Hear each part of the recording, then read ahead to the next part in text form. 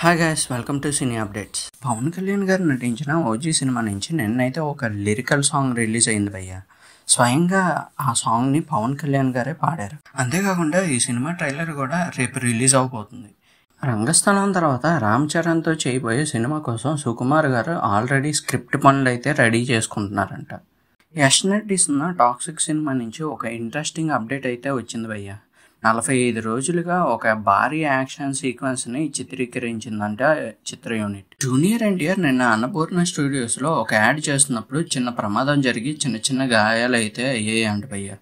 డాక్టర్లు కూడా పర్వాలేదు, ఇప్పుడు ఎన్టీఆర్ సిచ్యువేషన్ బాగానే ఉంది అని చెప్తున్నారంట. హృతిక్ రోషన్ నటిస్తున్న క్రిష్ 4 మూవీలో ప్రియాంక చోప్రాని సైడ్ చేసి రష్మిక మందనాన్ని అయితే తీసుకోవడానికి చూస్తున్నారంట మూవీ టీం. మరి ఇది ఎంతవరకు నిజమో సినిమా స్టార్ట్ అయ్యేంత వరకు తెలియదు. కిరణ్ అబ్బవర్ నటిస్తున్న కే ర్యాంప్ మూవీ అక్టోబర్ 18 అయితే రిలీజ్ అవుతుంది. కల్కి సినిమా నుంచి ఒక గుడ్ న్యూస్ అయితే విన్నాను భయ్య.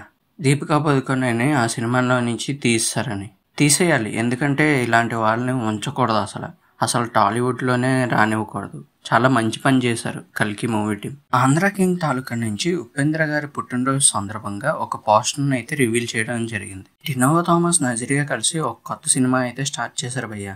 ఇదంతా రొమాంటిక్ లవ్ స్టోరీగా ఉండబోతుందని మూవీ మేకర్స్ అయితే చెప్పుకొచ్చారు. మార్కో సినిమాతో బ్లాక్ బస్టర్ హిట్ అందుకున్న మలయాళం ఇండస్ట్రీ ఇప్పుడు దీనికి సీక్వెల్ గా లార్డ్ మార్కో అనే సినిమాని తీయబోతున్నారు. కాకపోతే ఇందులో ఉన్ని ముకుందన్ గారి ప్లేస్ లో మమ్ముట్టి గారిని గాని యష్ని గాని పెడదామని అయితే చూస్తున్నారంట.